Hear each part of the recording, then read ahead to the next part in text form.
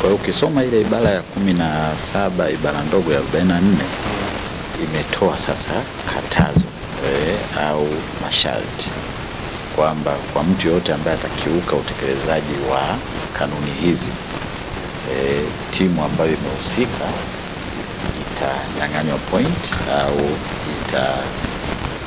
itanyang'anywa point kwa maana ya mchezo husika na magoli matatu. Sasa nikija kwenye msingi wenyewe, ukiangalia hata ile barua ya Yanga haiongelea hao watu wanaoitwa komando.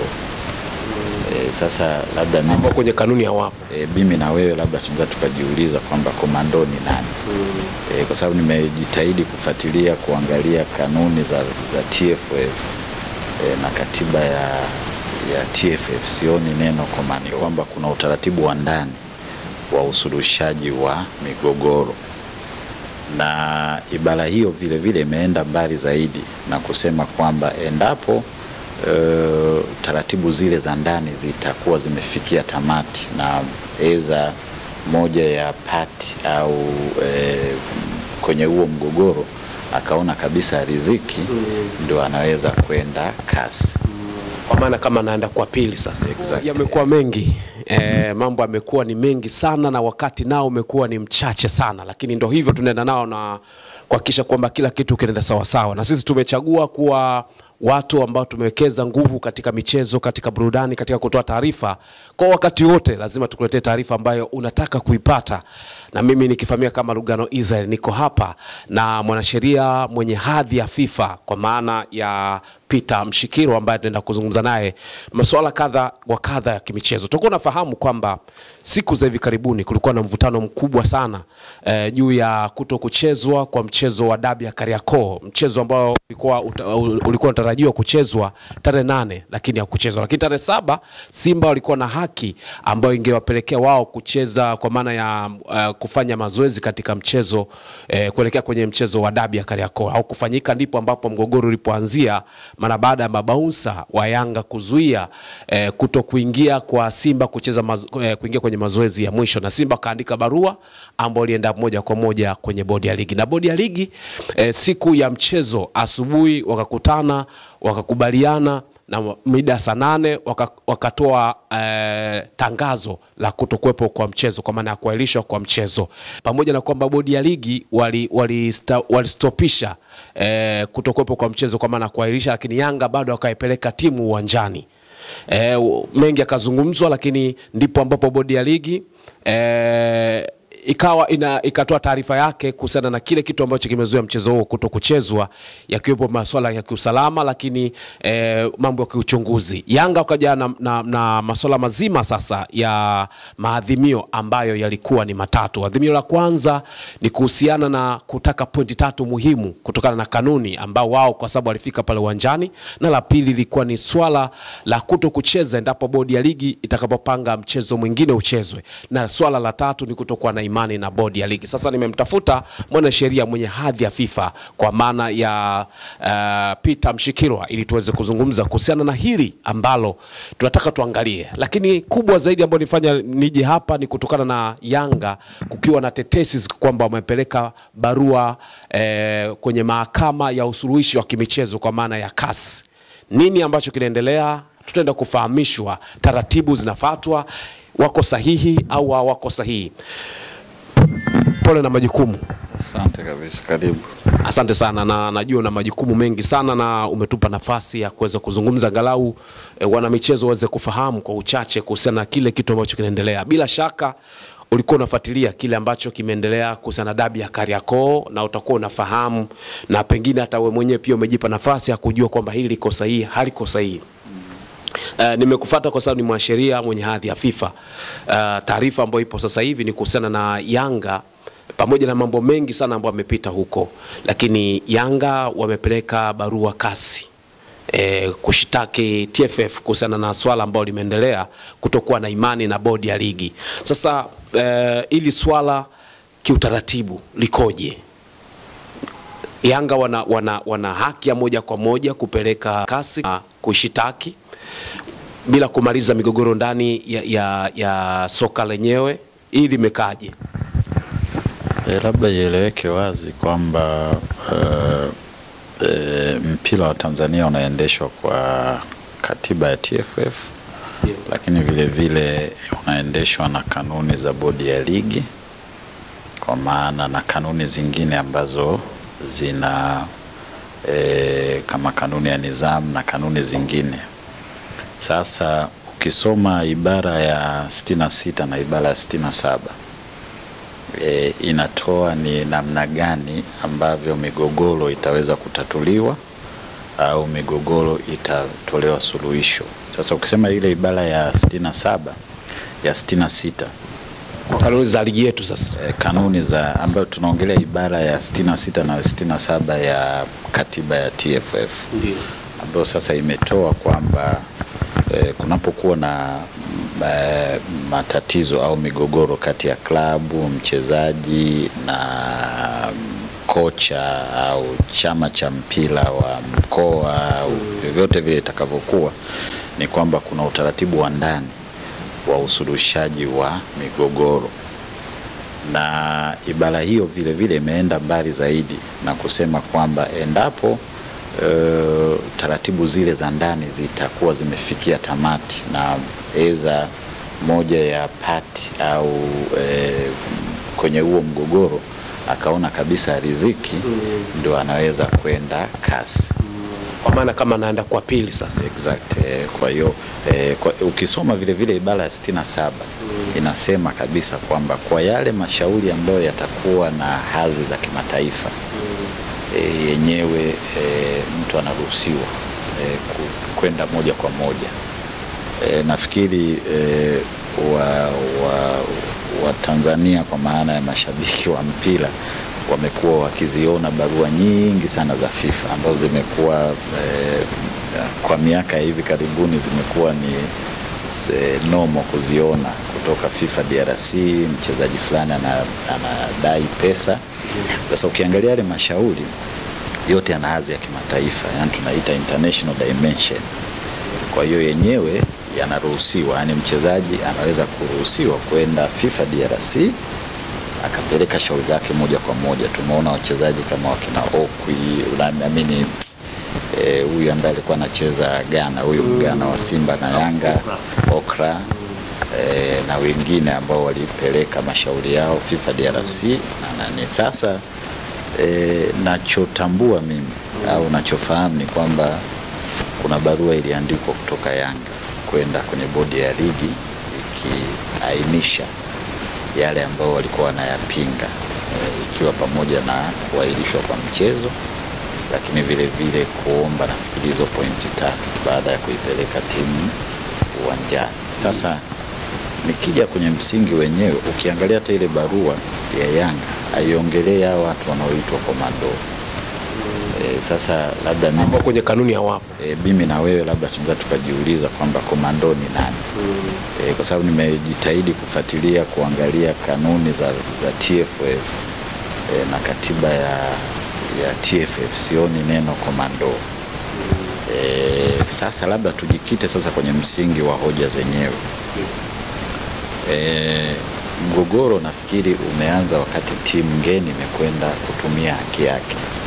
Ukisoma ile ibara ya 17, kanuni ya 17, kanuni ndogo ya 45 imeainisha wazi, na labda hapa kwa kuweka kumbukumbu sahihi watu wengi wanashindwa kuelewa kilichotajwa kwenye kanuni ni haki. Haki ya timu ngeni kupeleka timu kufanya mazoezi muda husika wa mchezo, ambao sasa mchezo ulikuwa ni saa 1. Kwa hiyo timu ina haki ya kupeleka. Sasa ukumbuke hii ni haki. Sasa haki huwa ina wajibu, lakini haki haina masharti. Kwa yule ambaye anatakiwa kutekeleza ile haki ana wajibu. Kwa ukiondoa haki, maana yake umeshindwa kutekeleza wajibu. Kwa hiyo ukisoma ile ibara ya 17, ibara ndogo ya 44 imetoa sasa katazo au masharti kwamba kwa mtu yote ambaye atakiuka utekelezaji wa kanuni hizi timu ambayo imehusika itanyang'anywa point au itanyang'anywa point kwa maana ya mchezo husika na magoli matatu. Sasa nafikiri kinachochanganya watu wengi ni jinsi hizi kanuni zilivyopangiliwa, na nafikiri hilo pia ni tatizo, lakini ambalo linaweza likatatuliwa siku za usoni. Unasema kanuni ya ngapi? Ya 17 kipengele kidogo 44, lakini 17 kipengele kidogo cha 44. 44. Yeah. 44 tuangalie kidogo hapa. Hii hapa timu yoyote itakayopewa ushindi katika mchezo wote wa ligi, ndio Nafikiri unakwenda mbali sana. Kanuni kienda hapo kwa sababu ni kila siku na inani, kwa hiyo tuendelee tu kwanza, alafu nitajitahidi kwa sababu ni kila siku nasoma hizo kanuni. Kwa hiyo maana yake tunachosema kipengele cha 17 kipengele kidogo cha 45 kinatoa haki kwa timu ngeni kutumia uwanja katika muda husika wa mechi. Yaani kwa mfano kama mechi imepangwa saa 10, watumie muda ule wa saa 10 kwenye siku moja kabla. Na sijui kama watu wengi wanafuatilia kwamba msingi wa kanuni hiyo, ikumbukwe kanuni hiyo ndio tunasema ni haki sasa. Inaipa timu pinzani nafasi ya kujiassess. Unajua sasa hivi kwa maendeleo ya mpira tuna bench. Zamani tulikuwa na technical bench tu, mtu wa kawaida anakuwepo pale na nini. Sasa bench manake una analyst, una psychologist ambao wataangalia, lakini vile wanaangalia intensity ya hali ya hewa. Kwa hiyo ni jambo la msingi, ndio maana hiyo inaitwa ni haki, sio masharti, ni haki. Kwa hiyo kitendo cha kushindwa utekelezaji wa kanuni za bodi ya ligi kimeainishwa kule kwenye kanuni ya 17 kanuni ndogo ya 44. Lakini vile vile msingi wa kanuni zote hizi unajengwa kwenye kanuni ya kwanza ya bodi ya ligi ambayo tunaita kwa Kiswahili kizuri umetohoa kwenye kanuni za uendeshwaji wa mpira za FIFA. Mambo ya kuheshimiana kwenye mpira, swala la kufuata kanuni na sheria za mchezo, nafikiri kuna swala la fair, ambapo kanuni inajenga, ndio maana yake swala la fair play. Nafikiri tunakwenda tu, atuende tu na mabango kwamba ni fair play. Yote yanahuishwa kwenye hiyo, wanavisoma hivi vitu kwa isolation, yani unasoma tu kipengele kimoja, unamaliza, unakonklude, unafanya tafsiri. Kwa tafsiri ya kanuni hizi zinatakiwa zichagizwe kutoka kwenye katiba ya FIBA, katiba ya TFF, lakini vile na kanuni. Na hizi kanuni bahati nzuri unazisoma kwa cross reference, maana yake utalifaa kipengele cha 17, lakini vile vile kama nilivyoeleza hicho kipengele cha kwanza, kanuni ya kwanza ambayo sasa ndio inakurudisha huko kwenye msingi mzima wa mpira wa miguu. Sasa kwa sababu timu pinzani timu ngeni ilikuwa imepeleka malalamiko yake, na nafikiri kulikuwa na, baada ya malalamiko walipeleka na ushahidi, kwa maana ya jinsi gani naambiwa walikaa pale mpaka masaa, nafikiri mpaka saa 3 usiku. Kwa hiyo kulikuwa na mabishano ya muda mrefu. Kwa hiyo hicho ndio kilichopelekea sasa haki inaponyang'anywa, siku zote yule ambaye ananyang'anywa haki yake ataipigania haki yake. Kwa hiyo hawa vile vile walikuwa smart, wakapeleka malalamiko. Sasa kwa maana Simba kupeleka malalamiko bodi ya ligi, ambayo sasa baadaye tulisikia mwenyekiti kwamba kuna kikao cha dharura, na baadaye wakaja na maamuzi ambayo ya kuahirisha ile mechi. Sasa ulikuwa umeuliza swali lako la pili kwamba Yanga waliandika pia barua kwenda CAS. kwenda bodi ya ligi. Bodi ya ligi baada ya kuipeleka timu uwanjani. Ilikuwa kama ni maadhimio yao. Sasa kabla tujafika kwenye maadhimio huko, kwa upande wa FIFA, watu wengi wanasema kwamba kuna haki ya kuchezwa mpira hata kama kungekuwa na hiki ambacho kimeendelea sasa hivi, kwamba Simba kutendewa haki kila kitu, lakini FIFA wanasemaje kwenye kauli zao kwenye swala la mpira uchezwe hata kama umezuiliwa haki, lakini haki utakuja kupata katika mtindo mwingine tu, lakini mpira uchezwe. Hicho swala la kuchezwa mpira, kwa nini haukuchezwa kwa upande wako, na pengine hichi kiko katika hali ya usawasawa? Labda tusichanganye kwamba FIFA wanasema mpira uchezwe, na ndio maana tuna kanuni za ndani ambazo zinaendesha mpira. Ukumbuke kwamba TFF yeye ni memba wa FIFA, kwa hiyo yeye vile vile ana taratibu na kanuni zake ambazo hizo kanuni zinatakiwa zisikinzane na zile kanuni za FIFA. Kwa hiyo unazoziona hizi kanuni za bodi ya ligi zinaweza zikawa tu na utofauti kutokana na mazingira, kama zile ambazo ziko Kenya, ambazo ziko South Africa. Na ukumbuke tuna sheria 17 vile vile za uendeshaji wa mpira aziondoke exactly msingi wenyewe. Kwa hiyo ndio maana nilikuwa nasema kanuni ya kwanza ya bodi ya ligi inabeba dhima nzima ya FIFA kwa maana ya mpira na uendeshaji wa mpira. Sasa kanuni zingine hizi zinaweza zikabezi kwenye ile kanuni ya kwanza, lakini kwenye dhima ya FIFA, lakini vile vile zikatengenezwa kutokana na mazingira husika. Sasa swali lako nafikiri unataka ujielekeze kwamba ilikuwaje mpaka mechi ikaahirishwa. Je, wameahirisha, nafikiri kusaidia labda wameahirisha kikanuni au ilikuwaje? Watu wengi nasema kama ni busara sana zimetumika kuzidi yale ambayo yanatakiwa kuwa na nguvu ya FIFA. Mara nyingi wao wanasema mpira uchezwe, yani kusepo na kigege, yani tuseme nguvu ya kwanza ni mpira kuchezwa kuliko visingizio vingine ambavyo havina uzito sana, hasa kwa kuajili pia mashabiki. Na nafikiri lazima tuwe na uhakika kwa mazungumzo ambayo tunayafanya, na tusichanganye haya mambo, kwa sababu kuahirisha mchezo ipo kikanuni.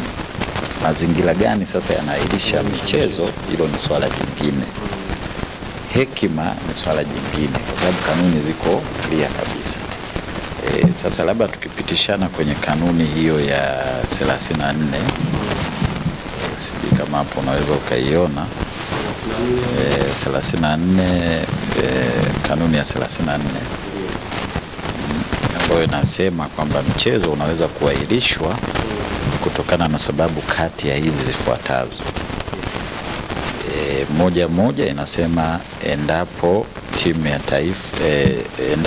ya taifa ina mchezo unaweza ukaahirisha, lakini endapo timu inashiriki katika mashindano ya kimataifa na ina muda usiozidi siku 3 kufikia mchezo wa kimataifa. Nafikiri umekuwa ukifuatilia bodi ya ligi wakati mwingine inaahirisha michezo kutokana na ratiba zile za FIFA, lakini mechi za kimataifa. Ya 3 3 inasema sababu ya dharura au na yenye msingi itakaokubaliwa na TFF. Lakini ya 4 inasema endapo itatokea matukio yaliyo nje ya uwezo wa binadamu, force majeure, yasiyotarajiwa wala kusababisha na timu husika. Mfano mvua zimenyesha, kuna uvunjifu wa amani, au timu pinzani imeamua. Tuna kesi nyingi, kwa mfano kesi ya Kosovo, zile chant maneno yale vurugu za mashabiki na nini. Na ya mwisho, endapo wachezaji wasiopungua 3 wa klabu moja wataitwa kushiriki mchezo wa timu ya taifa. Sasa labda tujikite zaidi kwenye sababu ya dharura au na yenye msingi itakayokubaliwa na TFF. Sasa nafikiri watu wengi wanashindwa kuelewa maana nzima ya tafsiri. Na sisi tunaenda mbele kufikiria tu jambo dogo la komando. Hatuendi kwenda kwenye msingi mzima wa au kiini cha tatizo lenyewe. Na ukumbuke bodi ya ligi imekasimishwa. Juu ya bodi ya ligi ni TFF. Kwa hiyo kanuni iko very clear. Inasema endapo kutakuwa na dharura au sababu ambazo zitakubaliwa na TFF. Na mimi siamini kama bodi ya ligi kurupuka ikaenda kutoa yale maamuzi yake bila consultation ya yule, kina nguvu ya kuwapa maamuzi. Sasa linapokuja kwenye swala tafsiri, nimesikiliza hii mijadala na nafikiri hapo ndio tunaposhindwa kutafuta au kupata namna halisi ya tafsiri ya kikanuni. Je, wana mandate au hawana mandate? Na wakati gani wanaweza wakaitisha mechi? Kwa sababu ilikuwa ni ndani ya masaa 24 na maandalizi mengi yashafanyika. Sasa kuzuia mechi ndio hiyo nachosema tafsiri na kilichopelekwa kwenye bodi ya ligi, kwa sababu tunachoongea wengi wanayazungumza. Kumbuke kwamba siku moja kabla ya mechi au mashabiki ambao wanalizungumza wakuwepo uwanjani, hata hao ambao wanajiita kwamba nasikia wanasema sijui kulikuwa na mabasi na wazee wenyewe wanasema nasikia na mbuzi ni vitu ambavyo vya kufikirika ambavyo havipo. Sasa uhalisia wa jambo lenyewe, nachoambiwa ni kwamba kulikuwa na vile picha za mjongeo, kwa maana ya video ambazo zilichukuliwa.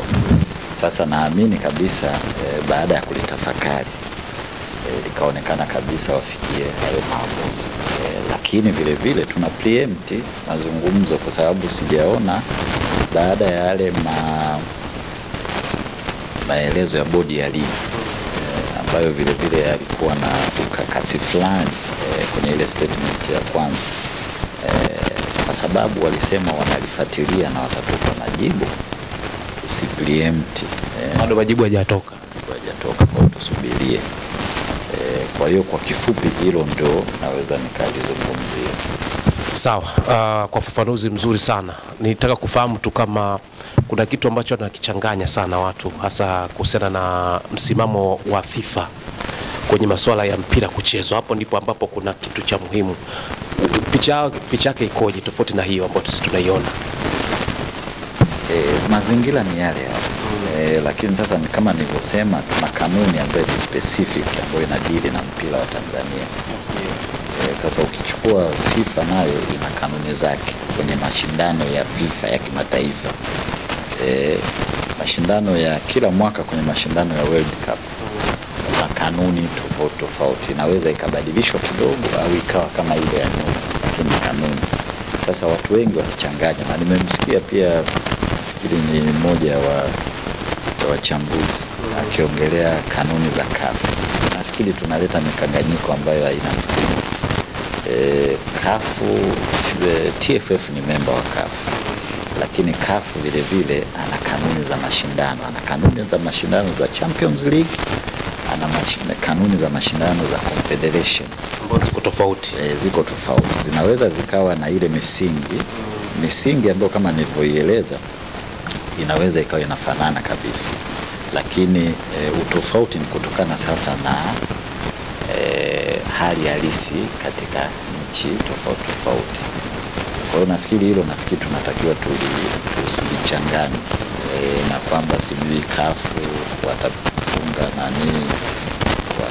sijui wanatoa masaa 12 lakini lazima mpira uchezwe. Kwa hiyo nafikiri kumekuwa na mkanganyiko hii.